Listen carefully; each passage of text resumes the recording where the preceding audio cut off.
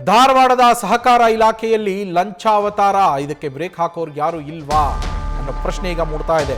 ಸಹಕಾರ ಇಲಾಖೆಯಲ್ಲಿ ಅಧಿಕಾರಿಗಳು ನಿಮಗೆ ಸಹಕಾರವನ್ನು ಕೊಡಬೇಕು ಅಂದ್ರೆ ಲಂಚವನ್ನ ನೀವು ಕೊಡಲೇಬೇಕು, ಇಲ್ಲದೇ ಇದ್ರೆ ನಿಮ್ಮ ಕೆಲಸಗಳು ಅಲ್ಲಿ ಆಗೋದಿಲ್ಲ. ಲಂಚ ಕೊಟ್ಟರೆ ಮಾತ್ರ ಕೆಲಸ ಆಗೋದು. ಫೈನಾನ್ಸ್, ಚಿಟ್ ಫಂಡ್, ಲೈಸೆನ್ಸ್ಗಾಗಿ ಲಂಚಕ್ಕೆ ಬೇಡಿಕೆ. FDA ಒಬ್ಬ ಲಂಚಕ್ಕೆ ಬೇಡಿಕೆಯನ್ನ ಇಟ್ಟಿದ್ದ. 30,000 ರೂಪಾಯಿ ಲಂಚಕ್ಕೆ ಬೇಡಿಕೆಯನ್ನ ಇಟ್ಟಿದ್ದಂತೆ FDA ಮಧುಸೂದನ್ ಎನ್ನುವವರು.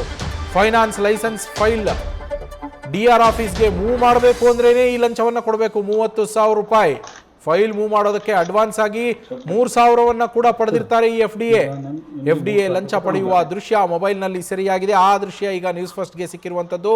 ಇದರಲ್ಲಿ ಇನ್ನೂ 27,000 ಬಾಕಿ ಇದೆಯಾ ಅಂತ ಮತ್ತೊಮ್ಮೆ ಆ ಅಧಿಕಾರಿ FDA ಮಧುಸೂದನ್ ಯಾರು ಲಂಚ ಕೊಡ್ತಾ ಇದ್ರು ಅವರಿಗೆ ನೆನಪಿಸಿದ್ದಾರೆ ಕೂಡ.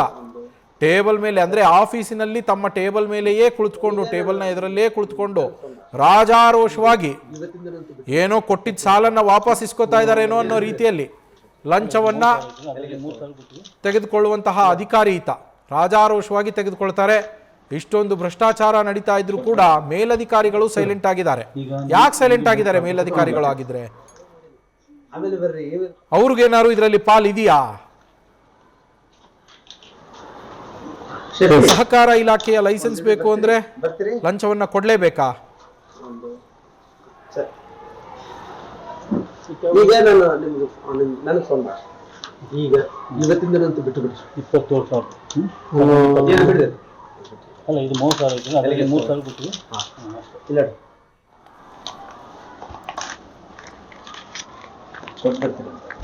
ಸರ್. ಈಗ ನಿಮಗೆ 3,000 ರೂಪಾಯಿ ಕೊಟ್ಟು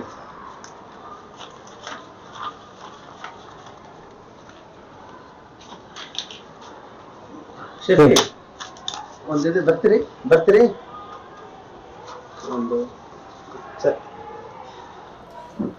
ಈಗ ನಮ್ಮ ಪ್ರತಿನಿಧಿ ವಿನೋದ್ ಫೋನ್ ಸಂಪರ್ಕದಲ್ಲಿದ್ದಾರೆ. ವಿನೋದ್, ಸಹಕಾರ ಇಲಾಖೆಯಲ್ಲಿ ಕೆಲಸಗಳಾಗಬೇಕು, ಅಧಿಕಾರಿಗಳು ಸರಿಯಾದ ರೀತಿಯಲ್ಲಿ ಸಹಕಾರ ಕೊಡಬೇಕು ಅಂದ್ರೆ ಅವರ ಜೇಬನ್ನ ತುಂಬಿಸಿ ಎದುರುಗಡೆ ಇರುವಂತಹ ವ್ಯಕ್ತಿ ಜೇಬು ಖಾಲಿ ಮಾಡ್ಕೊಂಡ್ರೆ ಮಾತ್ರ ಕೆಲಸ ಆಗೋದಾ? ಹಿರಿಯ ಅಧಿಕಾರಿಗಳಿಗೆ, ಸಂಬಂಧಪಟ್ಟ ಸಚಿವರಿಗೆ ಯಾರಿಗೂ ಇದ್ರ ಮಾಹಿತಿಯೇ ಇಲ್ವಾ?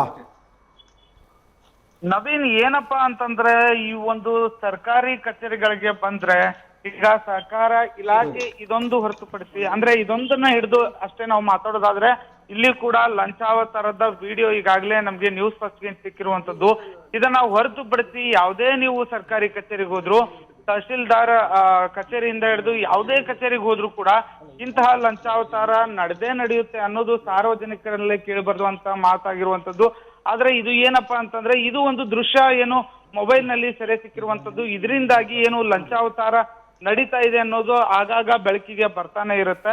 ಇಂಥ ಒಂದು ಘಟನೆ ಧಾರವಾಡದಲ್ಲೂ ಕೂಡ ನಡೆದಿರುವಂತದ್ದು. ಏನಪ್ಪಾ ಅಂತಂತಂದ್ರೆ ಸಹಕಾರ ಇಲಾಖೆಯ ಪ್ರಥಮ ದರ್ಜೆ ಸಹಾಯಕ ಮಧುಸೂದನ್ ಎನ್ನುವರು ಏನು ಒಂದು ಇವತ್ತೊಂದು ಫೈನಾನ್ಸ್ ಮತ್ತು ಚಿಟ್ ಫಂಡ್ಸ್ ಲೈಸೆನ್ಸ್ಗಾಗಿ ಅಪ್ಲಿಕೇಶನ್ ಹಾಕಿರ್ತಾರೆ. ಆ ಅಪ್ಲಿಕೇಶನ್ ನಿಂದ ಏನು DR ಆಫೀಸ್ಗೆ ಇದನ್ನ ಮೂವ್ ಮಾಡ್ಬೇಕಾಗಿರುತ್ತೆ. ಇದೊಂದು ಕಾರಣ ಇಟ್ಕೊಂಡು ಏನು ಅಲ್ಲಿನ ಒಂದು ಅಧಿಕಾರಿ ಏನ್ ಮಾಡ್ತಾರೆ, FDA ಅಧಿಕಾರಿ ಏನ್ ಮಾಡ್ತಾರೆ, 30,000 ರೂಪಾಯಿದ ಬೇಡಿಕೆಯನ್ನ ಇಡ್ತಾರೆ. ಈ ಬೇಡಿಕೆಯನ್ನ ಇಟ್ಟಾಗ ಆತ ಏನು ವ್ಯಕ್ತಿ ತನ್ನ ಕೆಲಸ ಆಗ್ಬೇಕಾಗಿರುತ್ತೆ, ಈ ಒಂದು ಕಚೇರಿಗೆ ಬಂದಿರ್ತಾನೆ. ಆತ ಆಯ್ತು ಕೊಡ್ತೀನಿ ಅಂತ 3,000 ರೂಪಾಯಿ ಅದನ್ನ ಮೊದಲಿಗೆ ದುಡ್ಡನ್ನ ಕೊಡ್ತಾನೆ, ಅಡ್ವಾನ್ಸ್ ದುಡ್ಡು ಅಂತ ಹೇಳಿ ಕೊಡ್ತಾನೆ. ಈ ಒಂದು ದುಡ್ಡನ್ನ ಕೊಡುವಂತ ಒಂದು ದೃಶ್ಯವನ್ನ ಮೊಬೈಲ್ ಕ್ಯಾಮ್ರಾದಲ್ಲಿ ಸೆರೆ ಹಿಡಿತಾನೆ.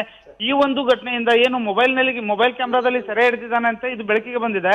ಇಲ್ಲಪ್ಪ ಅಂತಂದ್ರೆ ಇಂತಹ ಘಟನೆಗಳು ಸರ್ಕಾರಿ ಕಚೇರಿಗಳಲ್ಲಿ ಸರ್ವೇ ಸಾಮಾನ್ಯ ಅನ್ನೋ ಮಾತು ಸಾರ್ವಜನಿಕರಲ್ಲೂ ಕೂಡ ಕೇಳಿ ಬರ್ತಾ ಇರುವಂತದ್ದು. ಅಷ್ಟೇ ಅಲ್ಲದೆ ಆತ ಯಾವ ರೀತಿಯಾಗಿ ಹೇಳ್ತಾನಪ್ಪ ಅಂತಂದ್ರೆ ತಾನು ಕೊಟ್ಟಂತ ಸಾಲವನ್ನ ವಾಪಸ್ ಪಡಿತಿದ್ದಾನೇನೋ ಅನ್ನೋ ಮಟ್ಟಿಗೆ ಇಲ್ಲ, ಇನ್ನ 27,000 ರೂಪಾಯಿ ಬಾಕಿ ಇದೆ, ಅದನ್ನು ಕೂಡ ಕೊಡ್ಬೇಕು.